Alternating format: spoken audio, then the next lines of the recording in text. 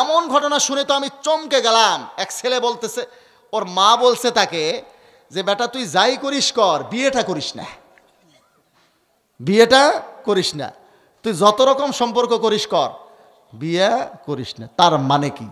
তার মানে আমাকে লেলায় দেওয়া হচ্ছে। এদিকে ওই যে বিধর্মীদের কালচার আমাদেরকে গ্রাস করতেছে। ইহুদি খ্রিস্টানদের দেশে মেয়েদেরকে পিল খাওয়ায় স্কুলে পাঠানো হয়, দুধের সাথে এক গ্লাস দুধ পান করে যা বেটি, মেয়েকে দুধ পান করা হয় সেখানে, যাতে গর্ভধারণ করতে না পারে, গর্ভ যেন না থাকে পেটে, এই জন্য তার দুধের মধ্যে পিল আগেই দিয়ে দেওয়া হয়, যে জানেই তো মেয়েরা এগুলো করবে, কাজেই যেন কোনো সমস্যা না হয় দুধের মধ্যে পিল খাওয়ায় দেয়। এই ধরনের বেহায়া আর নির্লজ্জের কাজ বর্তমানে আমাদের সমাজে, আমাদের দেশেও এখন শুরু হয়ে গেছে। এই ধরনের গুনার দায়িত্ব নেওয়া ভালো নাকি একটা মেয়ের দায়িত্ব নেওয়া ভালো? আল্লাহ পাক রব্বুল আলামিন আমাদের সহি বুঝ দান করেন। হযরত আব্দুল্লাহ বিন আমর, ওনার বিবাহ দিয়েছেন ওনার পিতা। বিয়ে দেওয়ার পরে বেটার বউকে একদিন জিজ্ঞাসা করছেন যে আমার ছেলে কেমন? তো বেটার বউ উত্তর দিয়েছেন রজুলুন সালেহন। বুখারী শরীফের প্রথম খণ্ডে অনেক জায়গাতেই হাদিস আসছে, যখন রজুলুন সালেহন বলছেন এর অর্থ হলো বুজুর্গ। এর অর্থ কি? ছেলে অনেক বুজুর্গ। এখন বাপের মনে সন্দেহ, আমর ইবনুল আস রাদিয়াল্লাহু তাআলা আনহুর অন্তরে, বুজুর্গ কেন বলে? নিশ্চয়ই এই পর্যন্ত স্বামীর সাথে স্ত্রীর দেখা সাক্ষাৎ হয় নাই, বেটার সাথে বেটার বউয়ের যে সম্পর্ক স্বামী স্ত্রী হয় সেটা এখনও স্থাপিত সম্ভবত হয় নাই। তিনি আল্লাহ রসুলকে জিজ্ঞাসা করেছেন, ইয়া রাসূলুল্লাহ, আমার বেটার তো এই অবস্থা, তেমন আপনার কাছে পাঠিয়ে দিই? বলে ঠিক আছে, পাঠিয়ে দাও, আমি দেখতেছি। হযরত আব্দুল্লাহকে ডাকলেন আল্লাহর হাবিব, ডেকে বললেন, আব্দুল্লাহ তুমি বিয়ে করছো? বলছে হ্যাঁ। তো তোমার ইবাদত বন্দেগী সম্পর্কে একটু বলো। বলতেছে হুজুর আমি সারা রাত নামাজ পড়ি, শেষ রাত্রে সাহারি খাওয়ার সময় বাড়িতে আসি, আর বাড়িতে আসা নাই, সারাদিন রোজা রাখি, প্রতিদিন বা প্রতিদিন রোজা রাখি, আর বলে আর প্রতিদিন এক খতম কোরআন শরীফ পড়ি। কি অবস্থা এবাদতের! আচ্ছা, এই ছেলেটার সাথে বাসর ঘর থেকেই যার এরকম আমল, তার স্ত্রীর সাথে দেখা হওয়ার কোনো সুযোগ আছে? আল্লাহর হাবিব ডাকলেন, বলেন ইন্না লিজাউজিকা আলাইকা হাক্কা ওয়ালি নাফসিকা আলাইকা হাক্কা ওয়ালি জাসাদিকা আলাইকা হাক্কান। বিভিন্ন শব্দ বলে আল্লাহর রসুল বুঝাইলেন, তোমার স্ত্রীরও হক আছে, তোমার শরীরেরও হক আছে। প্রতিদিন রোজা রাখবা না, একদিন রোজা রাখবা, একদিন ছাড়বা। এবাদত সারা রাত করবা না, বরং রাত্রের 6 ভাগের 1 ভাগ এবাদত করবা, বাকি টাইম ঘুমাবা। আল্লাহর নবী এরকম পরামর্শ দিয়েছেন। তো উনি এবাদত বন্দেগী বেশি করার কারণে হাদিস বয়ান করার সুযোগ কম পাইতেন, নাইলে ওনার কাছে সবচেয়ে বেশি হাদিস সংরক্ষিত ছিল। এই সাহাবীর থেকে এই হাদিস বর্ণিত আছে। আল্লাহর হাবিব বলেন, ওয়া ইন্না বানি ইসরাঈলা তাফাররাকাত আলা সিনতাইনি ওয়া সাবঈনা মিল্লাহ। বনি ইসরাইলরা বিভক্ত হয়ে পড়েছিল 72 দলে। ওয়া তাফতারিকু উম্মতি আলা 73 মিল্লাহ। আল্লাহর হাবিব বলেন, আমার এই উম্মত বিভক্ত হবে 73 দলে। এই উম্মতের মধ্যে দল কয়টা হবে? জোরে কোন। আমাদের অনেক ভাইরা বলে, হুজুর এক মৌলবী সাহেব এক কথা বলে, আর এক মৌলবী সাহেব আর এক কথা বলে, আমরা সাধারণ পাবলিক আজকে যাই কই। এই যে শবে বরাত, একজন বলে শবে বরাত করো, আর একজন বলে না শবে বরাত বিদআত। বলে কি বলে না? এক মৌলবী সাহেব বলেন তারাবির নামাজ পড়ো 8 রাকাত, আর একজন বলে না পড়ো 20 রাকাত। আছে না নাই? একজন বলে মিলাদ কিয়াম করো, আর একজন বলে না মিলাদ কিয়াম করো না। একজন বলে বুকে হাত বাঁধো, আর একজন বলে না নাভির নিচে বাঁধো। একজন বলে আমিন বলে জোরে বলো, আর একজন বলে আমিন আস্তে বলো। বলে কি বলে না? এখন আমাদের মাথা ঘুরায়। অনেক পাবলিক বাইরে জিজ্ঞেস করে, হুজুর দুই রকম কথা বলে, দুই মৌলবী সাহেব 2 রকম কথা বলে, আমরা সাধারণ পাবলিক যাই কোন দিকে? মুসলমান ভাইরা আমার, আল্লাহ রসুল তো বলছেন দল হবে উম্মতের মধ্যে 73টা, তাইলে কথা কি 1-2 রকম হবে না? ঠিক 73 জন ছেলে থাকলে সবাইকে নিজের সন্তান বলে স্বীকৃতি দেই না, নিজের ছেলেকেই সন্তান বলে স্বীকৃতি দেই। কথা ঠিক কিনা? আল্লাহর হাবিব বলেন 73 দল হলে কি হবে? কুল্লুহুম ফিন্নার, এর মধ্যে 72 সবাই যাবে জাহান্নামে, ইল্লা মিল্লাতান ওয়াহিদা, একটা দল ছাড়া। তাইলে 72 দল কোথায় যাবে? এক দল কোথায় যাবে? আমরা কোন দলে যাইতে চাই? জান্নাতি। হাত তুলি তো, কারা কারা জান্নাতি দলে যাইতে চাই? হাত তুলেন। নারায়ে তাকবীর, নারায়ে তাকবীর। হাত নামান। আল্লাহ তাআলা সকলকে জান্নাতি দলের মধ্যে দাখিল করে দেন। ক্বালু মান হিয়া ইয়া রাসূলুল্লাহ। সাহাবায়ে কেরাম প্রশ্ন করলেন, ইয়া রাসূলুল্লাহ, একটা মাত্র জান্নাতি দল কারা? তাদের পরিচয়টা আমাদেরকে একটু বলে দেবেন। ক্বালা মা আনা আলাইহি ওয়া আসহাবি। আল্লাহর নবী বললেন, আমি নবী যে আদর্শের উপরে চলি, আমার সাহাবায়ে কেরাম যে আদর্শের উপরে চলেন, এর উপরে যারা চলবে তারাই একমাত্র নাজাতপ্রাপ্ত দল। আর নবীর আদর্শ সাহাবায়ে কেরামের আদর্শের উপরে যারা হুবহু চলবে না, তারা বাতিল, তারা 72 দলের অন্তর্ভুক্ত। এখন আসেন এই আল্লাহ নবীর তরিকা সাহাবায়ে কেরামের আদর্শের উপরে যারা চলে, মা আনা আলাইহির থেকে তাদের নাম আহলুস সুন্নাহ, ওয়া আসহাবির থেকে ওয়াল জামা। আহলুস সুন্নাহ ওয়াল জামা এই নামটাই হাদিস থেকে নেওয়া হয়েছে। আরও যদি পরিষ্কার দেখতে চান, তাফসিরে দুররে মনসুরের মধ্যে আপনি 291 নম্বর পৃষ্ঠায় দ্বিতীয় খণ্ডে পাবেন, সূরা আলে ইমরানের 106 নম্বর আয়াতের ব্যাখ্যাতে হযরতে ইবনে আব্বাস রাদিয়াল্লাহু তাআলা আনহুমার থেকে এখানে রিওয়ায়াত আসছে, ইয়াউমা তাবিয়াদ্দু বুজুহু ওয়া তাসওয়াদ্দু বুজুহ, কিয়ামতের দিন কিছু চেহারা হবে সাদা সুশ্রী সুন্দর, তারা হবে জান্নাতি। ওয়া তাসওয়াদ্দু বুজুহ, কিছু চেহারা হবে কালো কুৎসিত কুসরি, তারা হবে জাহান্নামী। কাদের চেহারা সাদা হবে? আন ইবনে আব্বাস রাদিয়াল্লাহু আনহুমা ফি হাযিহিল আয়াতি ক্বালা তাবিয়াদ্দু বুজুহু আহলিস সুন্নাতি ওয়াল জামাআহ, যাদের চেহারা সাদা সুশ্রী সুন্দর হবে, জ্যোতির্ময় হবে, আলোকোজ্জ্বল হবে, এরা হলো আহলুস সুন্নাহ ওয়াল জামাআহ, আহলুস সুন্নাত ওয়াল জামাআত। এখন আমাদের দেশে কিছু বেদাতিরা আছে, তারাও নিজেদের নাম বলে সুন্নি। একটা ফল আছে আমাদের দেশে বেদানা, চিনেন? দানা ভর্তি ফল, আমরা নাম দিছি কি? বেদানা। বেদাতে ভর্তি দল, তারা নাম দিছে সুন্নি, আহলুস সুন্নাহ। তো এটা হলো বৈশিষ্ট্যগত নাম। যার মধ্যে আহলুস সুন্নাহ ওয়াল জামার বৈশিষ্ট্য থাকবে সে আহলুস সুন্নাহ ওয়াল জামা হবে। আর নাইলে এটা লাল মিয়া, কালা মিয়া, ধলা মিয়ার মতো নাম রেখে দিলেই হবে এমন কিছু না। আমি এক মাহফিলে গেছি, আমারে লাল মিয়া দেখাইছে। কীরকম লাল মিয়া জানেন? আমি তার চেহারার মধ্যে লাল রং খুঁজে পেলাম না, এত কালা, মিসমিসে কালা, আপনি লাইট দিয়েও তার চেহারা ঠাওর করতে পারবেন না, এমন অবস্থা কালো, কিন্তু কালো কুচ্ছিত কুশ্রী, তারপরেও তার নাম রাখছে লাল মিয়া। এরকম লাল মিয়া, চান মিয়া, ধলা মিয়া আমাদের দেশে আছে না? নাই। তো এইরকম নাম এটা না। আহলুস সুন্নাহ ওয়াল জামা এটা বৈশিষ্ট্যগত নাম, যার মধ্যে রাসূলের সুন্নাহ, সাহাবায়ে কেরামের আদর্শ থাকবে, তারা হবে আহলুস সুন্নাহ ওয়াল জামা। কারণ এখানে পরবর্তী অংশই বলেছেন হযরত ইবনে আব্বাস, ওয়া তাসওয়াদ্দু বুজুহু আহলিল বিদাই ওয়াদ দালালা, যারা বেদাতি পথভ্রষ্ট তাদের চেহারা হবে কালো কুৎসিত কুশ্রী। এখন আমাদের দেশে আহলুস সুন্নাহ ওয়াল জামা কারা? আহলুস সুন্নাহ ওয়াল জামা যদি চিনতে চান, তাহলে আপনাকে বুঝতে হবে আমাদের দেশের বর্তমানে ইসলাম পালনের পদ্ধতি। আমাদের দেশে বর্তমানে ইসলাম পালন করা হয় 3 পদ্ধতিতে। কয় পদ্ধতি? 3 পদ্ধতি। একটা পদ্ধতি আছে ভোলানাথ মার্কা। ভোলানাথ মার্কা পদ্ধতি কি? এক এলাকায় এক লোক ছিল ভোলানাথ। এটা বোঝানোর স্বার্থে বলতেছি আমি এরপরে বলতেছি আসলে এই তরিকাটা আসলে কোন তরিকা। ভোলানাথ মার্কা পদ্ধতি। এক এলাকায় একটা লোক ছিল, নাম ছিল ভোলানাথ। কি নাম ছিল? কথাবার্তা ভুলে যায়, এজন্য তার নাম রাখছে লোকজন ভোলানাথ। এখন কথা যেহেতু মনে থাকে না, নামতাও মনে থাকে না। নামতা মনে না থাকলে অঙ্ক করতে পারা যায় না। এখন ভোলানাথকে পরীক্ষার মধ্যে লিখতে দিছে 3-4 গুণন করলে কত হয়? ভোলানাথ লিখছে 90। কি লিখছে?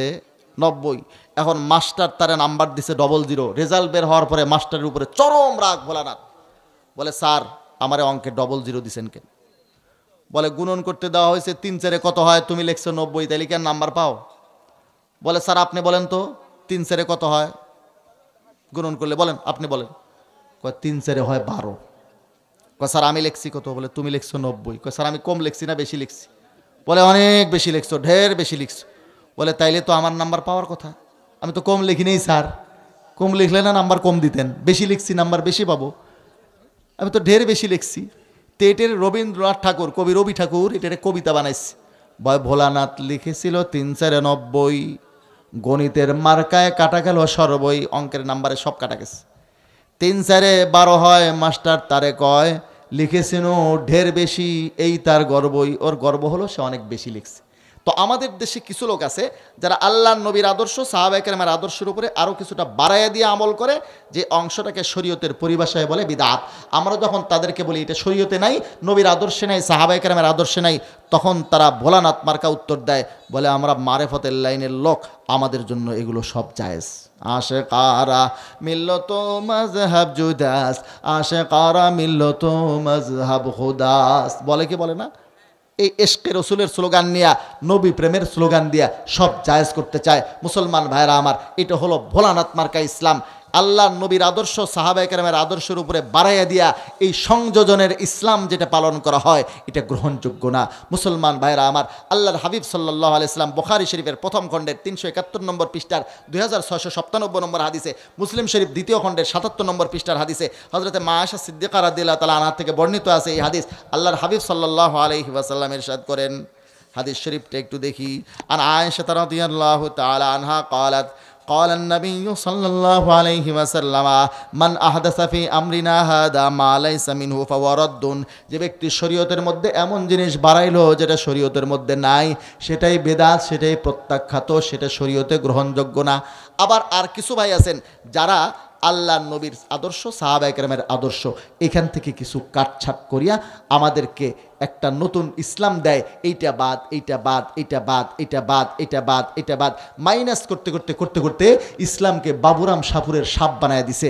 আর একটা কবিতা ছোটবেলায় আমরা পড়ছি, বাবুরাম শাহপুরে কোথায় যাস বাপুরে, আয় বাবা দেখে যা দুটো সাপ রেখে যা, যে সাপের চোখ নেই, শিং নেই, নখ নেই, ছোটে না কো হাঁটে না, কাউকে যে কাটে না, করে না গো ফুসফাস, মারে না গো ডুস ডাস, নেই কোনো উৎপাত, খায় শুধু দুধ ভাত, সেই সাপ জানতো গোটা দই আনতো, তেরে মেরে ডান্ডা করে দেই ঠান্ডা। একটা কবিতা ছোটবেলায় পড়ছেন না, পড়েন নাই? কবি এমন সাপ চায় যে সাপের চোখ নাই, যে সাপের শিং নাই, যে সাপের নখ নাই, যে সাপ ছোটে না, হাঁটে না, কাউকে কাটে না, ফুসফাস করে না, ঢুসঢাস মারে না, উৎপাত করে না, শুধুমাত্র দুধ ভাত খায়। বলে সেই সাপ জানতো গোটা দই আনতো, তেরে মেরে ডান্ডা করে দেই ঠান্ডা। আরে এরকম সাপ তো এমনি ঠান্ডা, যেটার চোখ নাই, শিং নাই, নখ নাই, ছোটে না, হাঁটে না, কাউকে কাটে না, ফুসফাস করে না, ঢুসঢাস মারে না, উৎপাত করে না, শুধু দুধ ভাত খায়।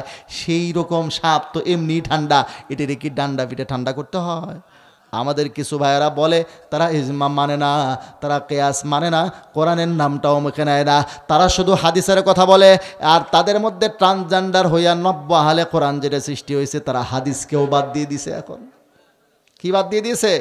হাদিসকেও বাদ দিয়ে দিয়েছে। বাদ দিয়ে এখন সবই বাদ। এরা আল্লাহ আল্লাহর জিকির কেউ বলে বেদাত, মাযহাবকে বলে শিরিক, হক্কানি পীর মাশায়েখদের বায়াত মুরিদ হওয়াকে বলে বিদআত। এমনকি মাইনাস করতে করতে আজকাল কালিমার অর্ধেকও মাইনাস করে দিয়েছে। তারা বলে কালিমা হলো শুধু লা ইলাহা ইল্লাল্লাহ, লা ইলাহা ইল্লাল্লাহ, লা ইলাহা ইল্লাল্লাহ। মুহাম্মদুর রাসূলুল্লাহ দিয়েছে বাদ, বই বাইর করে ফেলছে। কি বাইর করছে? বই বাইর করছে। বলে ইসলামের মূল মন্ত্র কালিমা তৈয়বা, লা ইলাহা ইল্লাল্লাহ, মুহাম্মদুর রাসূলুল্লাহকে দিয়ে দিয়েছে বাদ। এরা হলো লামাযহাবী। এদের বাড়াবাড়ির কারণে যেহেতু রাস্তাঘাটে, ফেসবুকে, ইন্টারনেটে সব জায়গার মধ্যে তারা বলে জাল জয়ীফ, জাল জয়ীফ, জাল জয়ীফ, জাল জয়ীফ, জাল জয়ীফ, বলে কি বলে না? এদের জাল জয়ীফের এই স্লোগানে বাড়াবাড়ির কারণে এখন আমাদের দেশের কিছু লোকের হাদিসের উপরের থেকে আস্থা উঠে গেছে। তারা বলে হাদিসের মধ্যে যখন এত ভেজাল, যা হাদিসই মানবো না। তারা এখন হাদিসও দিয়ে দিছে বাদ। ছোটোবেলায় আমরা মুরব্বীদের থেকে শাস্ত্র শুনছি, হাতুর বাটাল 22 খান, চোরে নিল 3 খান, আর থাকে কয় খান? হ্যাঁ, থাকবে 1 খান, কিছুই থাকবে না। হাতের বাটাল 22 খান, চোরে নিছে 3 খান, উনি করছে আরো 1 খান থাকে। কি সেই খানের নাম? কে কিচ্ছু থাকে না। এরা রাখছিল শুধু হাদিস। এখন এদের থেকে ট্রান্সজেন্ডার হইয়া নতুন একটা গ্রুপ আসছে, নব্য আহলে কোরআন। এই দেখেন তারা কোরআন শরীফ বাইর করছে। তারা বলে তারা কোরআন মানে, হাদিস মানে না। এরকম এক গ্রুপ আসছে না? এই দেখেন আল কোরআন আমার হাতে, যেটা আপনারা দেখতেছেন। শুরুতেই দেখেন ফেরাউনের ছবি। দেখছেন ভাই? কার ছবি? ফেরাউনের ছবি। শুরুতেই ফেরাউনের ছবি। ফেরাউনের হুজুর দেখেন, ফেরাউনের ছবি দিয়ে কোরআন শরীফ বাইর করছে যারা, তারা যে ফেরাউনের পথের লোক এটা আমাদের বুঝতে আর বাকি। এরা কোরআন মানার স্লোগান দেয়, উদ্দেশ্য কোরআন মানা নয়, উদ্দেশ্য হাদিস অস্বীকার করা। হাদিস যারা অস্বীকার করে এরা কিন্তু মুসলমান থাকে না। বলবেন হুজুর এরা কালেমা পড়ে। হ্যাঁ, ইসলামে ঢোকার রাস্তা একটা, ইসলাম থেকে বের হওয়ার রাস্তা অনেক। ঈমান আর ইসলাম ডিপ ফ্রিজে রাখার মতো জিনিসটা। যে গত কোরবানির ঈদে গোস্ত রাখছেন, এখনও অনেকের ফ্রিজে খুঁজলে পাওয়া যাবে। আছে না? নাই? আছে। ঈমান আর ইসলামকে ডিপ ফ্রিজে রাখার মতো জিনিস। একবার কালেমা পড়ছেন আর কোনোদিন ঈমান যাবে না এমন না। কালেমা পড়লেও মুসলমান থাকবে না, এরকমও আছে। আমরা সবসময় স্লোগান দেই, ইসলামের শত্রুরা বলেন হুঁশিয়ার সাবধান। ওরা হুঁশিয়ার সাবধান হয়ে গেছে। ওরা আর এখন স্টেজে এসে আমাদেরকে বলবে না তোমরা ইহুদি হও, খ্রিস্টান হও, তোমরা নাস্তিক হও, মুরতাদ হও। আমাদের ভেতরে এমন কিছু আকীদা ঢোকাবে, আপনার শরীরকে ধ্বংস করতে গেলে, আপনার প্রাণ ধ্বংস করতে গেলে, আপনার খাবারের মধ্যে বিষ মেশাতে যেরকম পরিবারের বিশ্বাসঘাতক কোনো সদস্যকে হাত করতে হয়, বাইরের লোক আপনার খাবারে বিষ দিতে পারবে না। কথা ঠিক কিনা? ঠিক এরকমভাবে আমাদেরকে ধ্বংস করার জন্য মুসলমানদের মধ্যে এমন কিছু তাদের এরকম এজেন্ট ঠিক করছে, যারা আমাদের মতো নামে মুসলমান হবে, আমাদের মধ্যে এমন আকীদা বিশ্বাস ঢুকায় দিবে বিষের মতো, যেই বিষ ঢুকলে একজন মানুষ উপরে মুসলমান থাকলে ভেতর থেকে কাফের হয়ে যাবে, বেঈমান হয়ে যাবে, ঈমান হারা হয়ে যাবে। মুসলমান ভাইরা আমার, এইরকম একটা আকীদা হলো হাদিস অস্বীকার করার আকীদা। আল্লাহ রসুল কিন্তু এই ব্যাপারে আমাদেরকে ভবিষ্যৎবাণী করে গেছেন, যেটা আপনি পাবেন তিরমিজি শরীফের মধ্যে। তিরমিজি শরীফ খণ্ড নম্বর 2 পৃষ্ঠা নম্বর 95 হাদিস নম্বর 2664 হযরত মেকদাম বিন মাদি কারিব রাদিয়াল্লাহু তাআলা আনহু থেকে এই হাদিস শরীফটি আল্লাহ রসুলের বর্ণিত আছে তিরমিজি শরীফের 2য় খণ্ডের 95 নম্বর পৃষ্ঠায়। আর এল মেকদাম ইবনে মাদি কারিব রাদিয়াল্লাহু আনহু قال قال رسول الله صلى الله عليه وسلم, আল্লাহর হাবিব সাল্লাল্লাহু আলাইহি ওয়াসাল্লাম বলেন, ও আমার উম্মতিরা, আলা সতর্ক থাকো, আলা হালা আসা রজুলুন ইয়াবলুগুল হাদিস আন্নি, ও আমার উম্মতিরা সতর্ক থাকো, ভবিষ্যতে এমন কিছু লোক আসবে যার কাছে আমি নবীর হাদিস পৌঁছবে। ওয়াহুয়া মুত্তাকিউন আলা আরিকাতিহি, যেই সময় সে তার সুসজ্জিত আসনে হেলান দিয়া টেক লাগাইয়া বসে থাকবে। আল্লাহর হাবিব বলেন, ফায়াকুল, তাদের দাবি হবে এরকম, বাইনানা ওয়া বাইনাকুম কিতাবুল্লাহ, বলে আমাদের মাঝে আর আপনাদের মাঝে রয়েছে আল্লাহর কিতাব কোরআন। ফামা ওয়াজাদনা ফিহি হালালান ইস্তাহালালনাহু, কোরআনের মধ্যে যে বস্তুগুলোকে হালাল পাই সেগুলোকে শুধু হালাল মনে করব। ওয়ামা ওয়াজাদনা ফিহি হারামান হারামনাহু, কোরআনের মধ্যে যে বস্তুগুলোকে হারাম পাই সেগুলোকেই শুধু হারাম মনে করব, হাদিস মানবে না। আল্লাহর নবী বলেন, তাদের চিন্তাধারা বাতিল। ওয়া ইন্নামা হাররামা রাসূলুল্লাহ কামা হাররামাল্লাহ, আল্লাহর রসুল যে বস্তুগুলোকে হারাম করেছেন সেগুলোকেও ওরকম মানতে হবে যেমন আল্লাহর হারামকৃত বস্তু মানতে হয়, হাদিসকেও ওরকম মানতে হবে যেরকম কোরআন মানতে হয়। মুসলমান ভাইরা আমার, হাদিস যে মানে না সে মুসলমান থাকে না। কেন? আপনাদেরকে সহজ উদাহরণ দিলে বিষয়টা একদম ক্লিয়ার হবে। ধরেন, এটা একটা চিঠি, আমাদের দেশের কিছু ডাকপিয়ন আছে, এখন তো ছেলেরা চিঠিপত্র লেখে না, তো ডাকপিয়নও বোঝে না, এখন সরাসরি অ্যাকশন ডাইরেক্ট অ্যাকশন, এখন একেবারে সরাসরি প্রেমিকার কাছে চিঠিপত্র আর কিছু লেখা নাই, ভিডিও কল। কথা ঠিক কিনা? এখন আর চিঠি লেখে না, আগে চিঠি লিখতে হতো। কথা ঠিক কিনা? চিঠি লিখে দিয়া কবুতর ব্যবহার করত, তারপরে ডাকপিয়ন ব্যবহার করত, এরা চিঠিপত্র নিয়ে যাইত। তো এখন ডাকপিয়ন আর আসে না, চিঠিপত্র আমরা আর লিখি না, ডাকপিয়নের কাজ হয় চিঠি পৌঁছায় দেওয়া। কথা ঠিক কিনা? চিঠির ব্যাখ্যা করে দেওয়া কি ডাকপিয়নের দায়িত্ব? আল্লাহর নবীকে ডাকপিয়ন ছিলেন। কেউ যদি মনে করে আমি আল্লাহর রসুলের কালেমা পড়ব, কিন্তু রসুল হইলেন ডাকপিয়নের মতো, রসুল না, রসুল ডাকপিয়ন, তাইলে কি তার ঈমান থাকবে? রসুলকে রসুল হিসেবে বিশ্বাস করতে হবে। এই হাদিসগুলো হলো কোরআনের ব্যাখ্যা। কেউ যদি হাদিস না মানে, তার অর্থ হলো সে প্রকারান্তে কথা বলছে যে আমি আল্লাহ রসুলকে ডাকপিয়ন মনে করি। ডাকপিয়নের কাজ চিঠি পৌঁছায় দেওয়া, চিঠির ব্যাখ্যা করা না। আল্লাহর রসুলের দায়িত্ব ছিল কোরআন পৌঁছায় দেওয়া, তিনি কোরআন পৌঁছে দিয়েছেন, বুঝে নেব আমরা, কোরআন বুঝবো আমাদের মতো। আল্লাহ রসুলের হাদিস যেটা কোরআনের ব্যাখ্যা, সেটা আমরা মানব না। তাহলে ব্যাখ্যা না মানা, হাদিস না মানার অর্থ হলো রসুলকে ডাকপিয়নের মতো মনে করা। রসুলের কালিমা পড়ে লা ইলাহা ইল্লাল্লাহ মুহাম্মদ রাসূলুল্লাহ পড়লো, কিন্তু সে যদি রসুলকে ডাকপিয়নের মতো মনে করে, ডাকপিয়নের মতো মনে করলে রসুল অবমাননার কারণে, তাওহীনের রিসালাতের কারণে সে আর মুসলমান থাকে না। হাদিসের উপরে আমল না করতে পারা দুর্বলতা, কিন্তু হাদিসকে যদি কেউ অস্বীকার করে যে হাদিস সে মানবে না, হাদিস অস্বীকার করলো, তাহলে কিন্তু সে আর ঈমানদার থাকে না। মুসলমান ভাইরা আমার, এখন বর্তমানে 90 আহলে